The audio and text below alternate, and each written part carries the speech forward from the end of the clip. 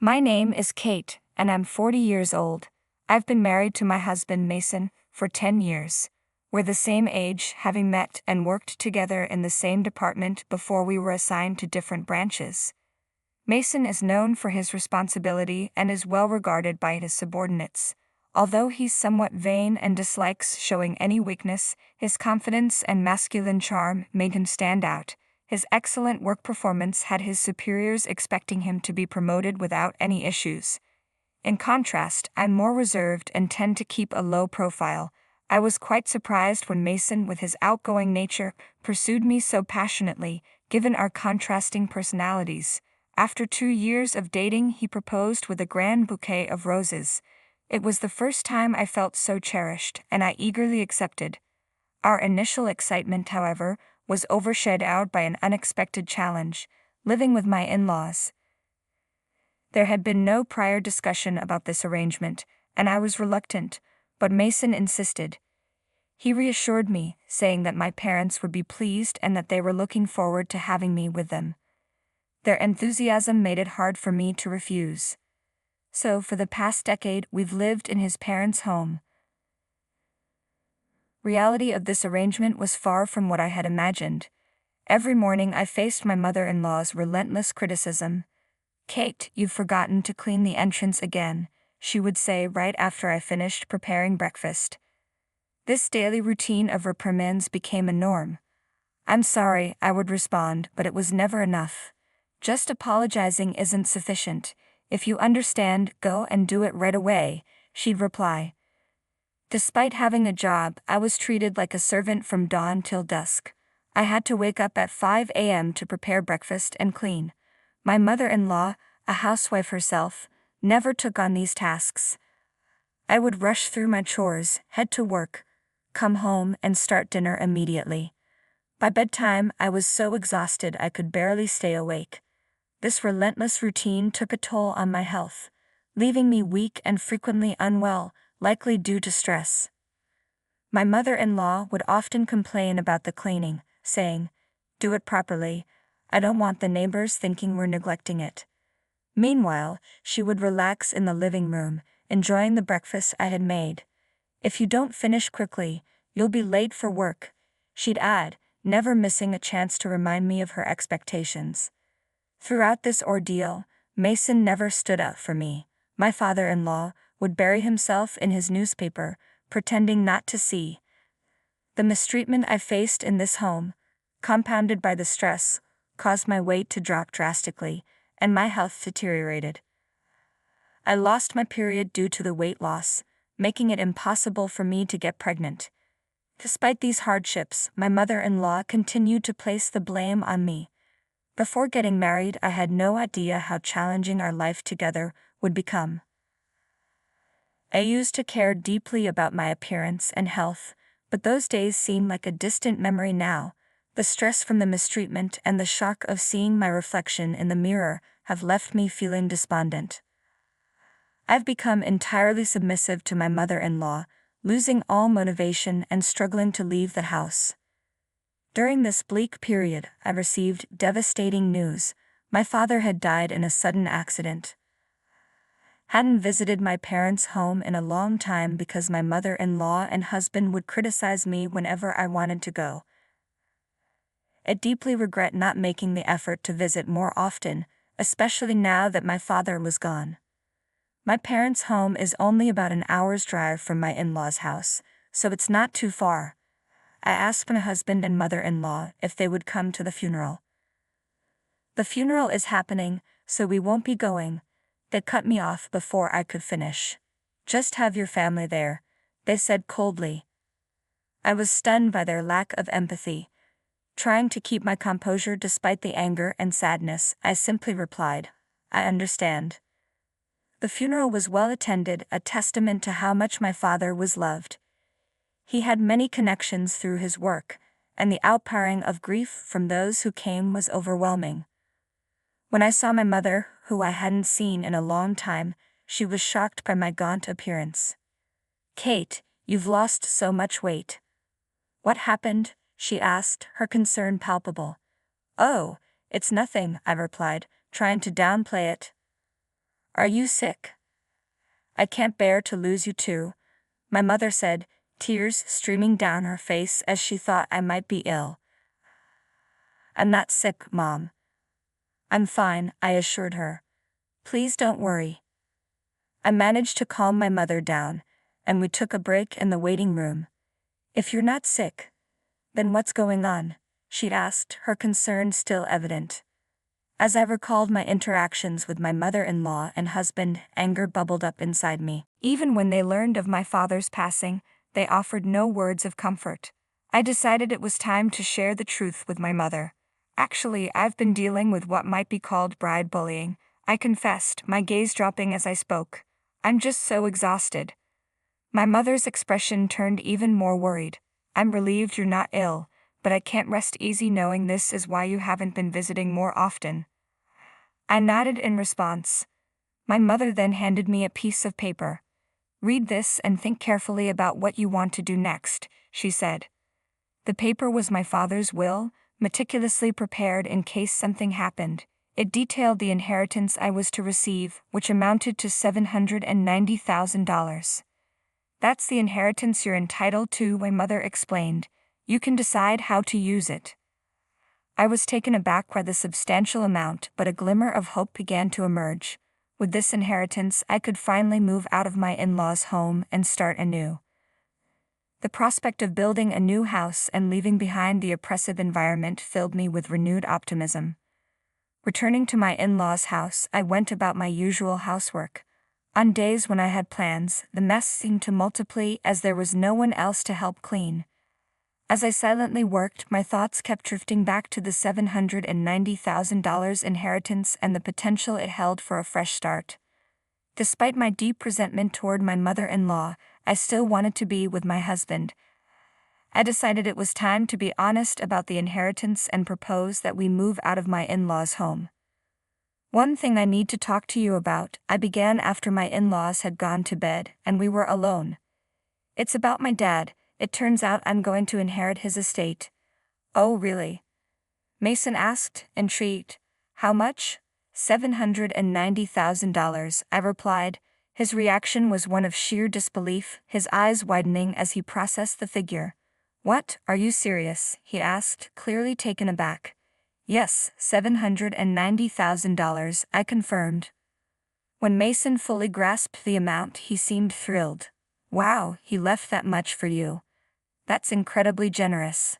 Seeing him in such a positive mood, I decided it was the right time to discuss my proposal. So, about what to do with the money. But before I could finish, he interrupted with something utterly shocking. We need to transfer that money to my mom's bank account right away. I was stunned, unable to process his words. It sounded so absurd I initially thought he was joking. Wait, why? I inherited it, so that doesn't seem right, I said with a laugh, trying to make sense of his request. Mason's face grew serious, and he slammed his hand on the table. What kind of nonsense are you talking about? A wife's money belongs to her mother-in-law. His words were so outlandish that I wondered if he even realized how ridiculous he sounded. As I looked into his serious eyes, fear began to creep in. I'm sorry, I said, feeling a chill. I don't quite understand what you're saying, I said, feeling overwhelmed. All I wanted was to discuss the possibility of building a house for us. Instead, Mason was trying to claim my inheritance as his mother's property. That night, I was so shocked I couldn't sleep. The next morning, as I prepared breakfast, Mason and my mother-in-law confronted me with angry expressions.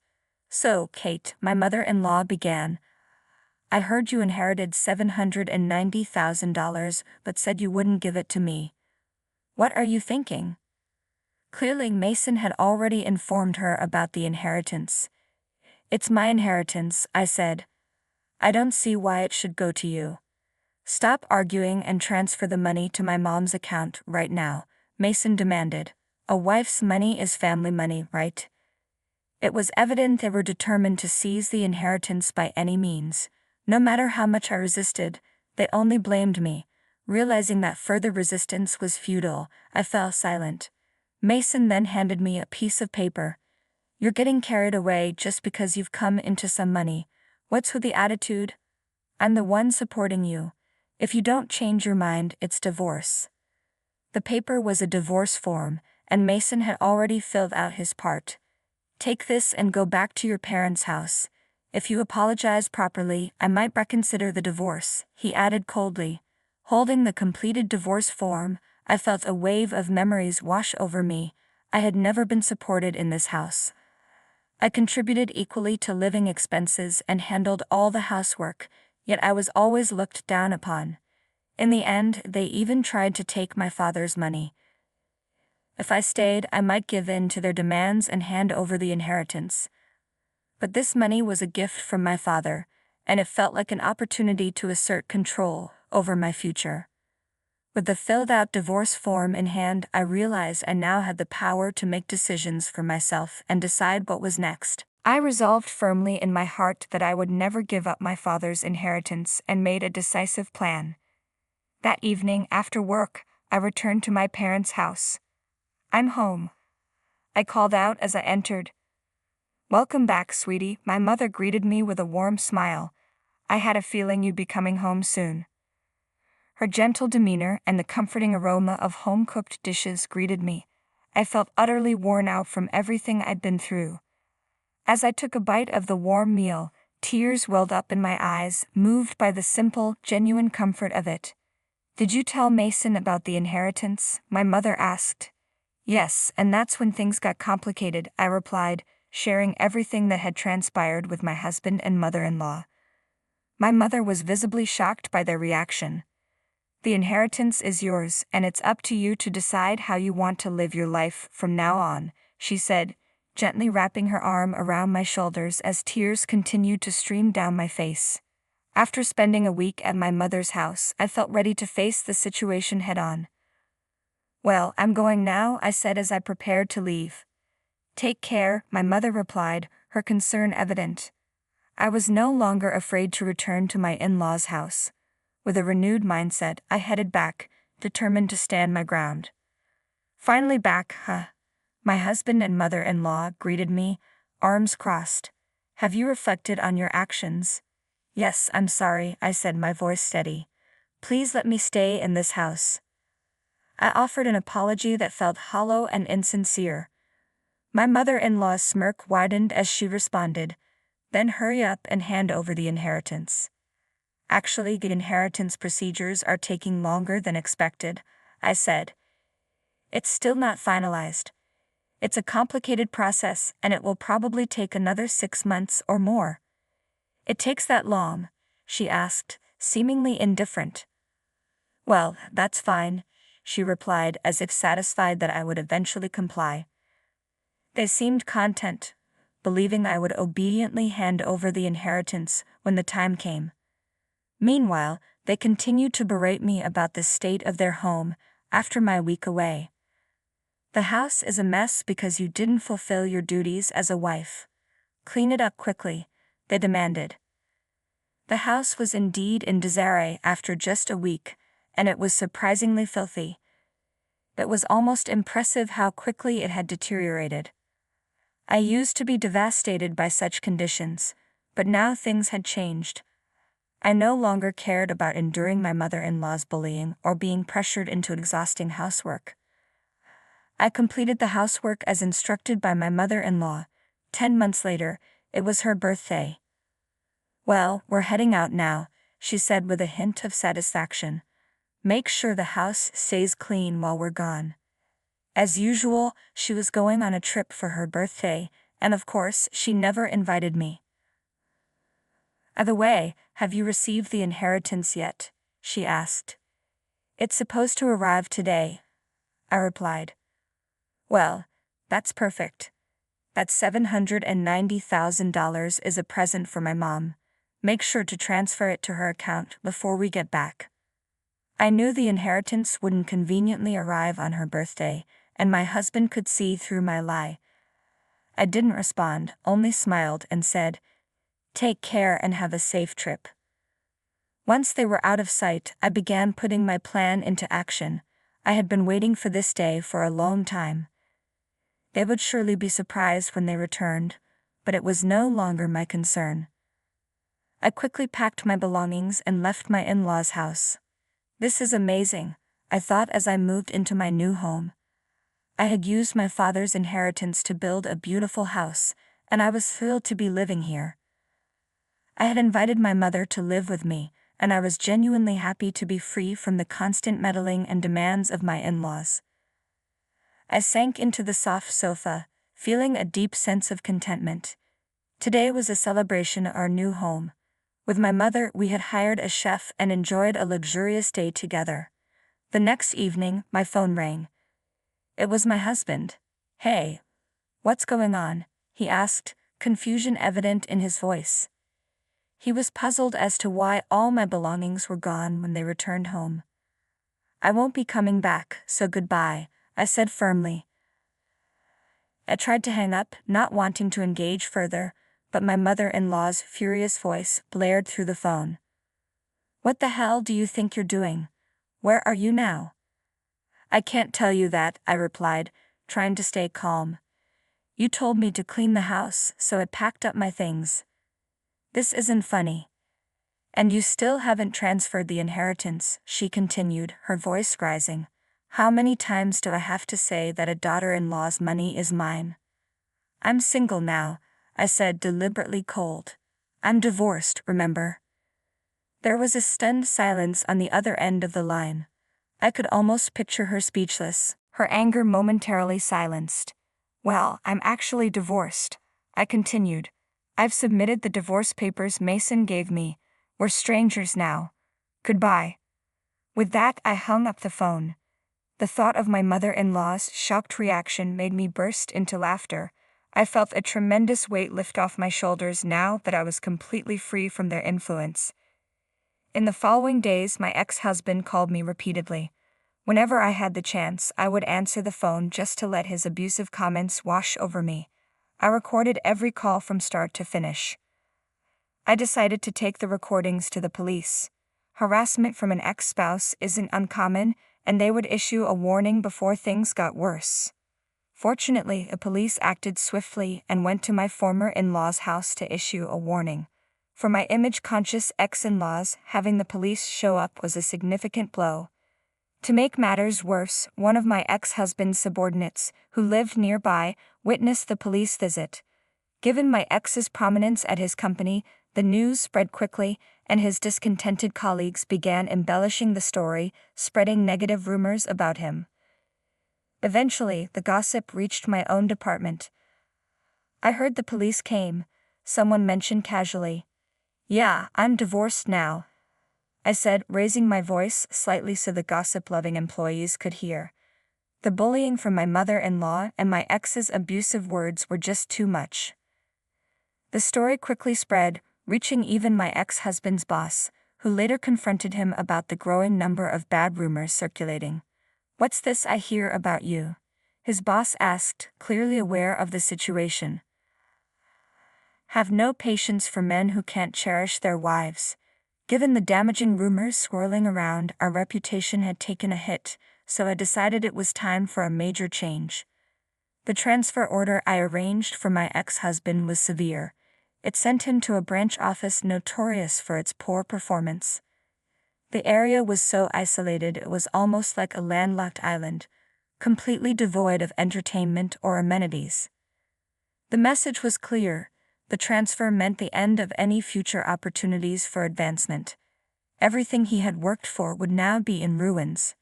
He had no choice but to accept the transfer and relocate to the remote countryside. As for my ex-mother-in-law, she was devastated by the collapse of her son's reputation and the upheaval of their lives. She withdrew from society completely and eventually fell into a deep depression. Her condition deteriorated further, showing signs of dementia and causing disturbances at home. My ex-father-in-law did his best to care for his ailing wife, even though she was no longer related to me. It was a testament to the enduring bonds of family, despite the circumstances. The consequences of their ongoing harassment had come full circle, and I felt a sense of justice seeing them face the repercussions. Now my mother and I are thriving in our new home. We've even taken up gardening in our spacious yard, a hobby that has brought a new joy to our lives. I never would have discovered such a fulfilling pastime if I had still been living under that oppressive roof. My health, once compromised by stress, has improved remarkably, and I feel truly happy and liberated from my ex-in-laws.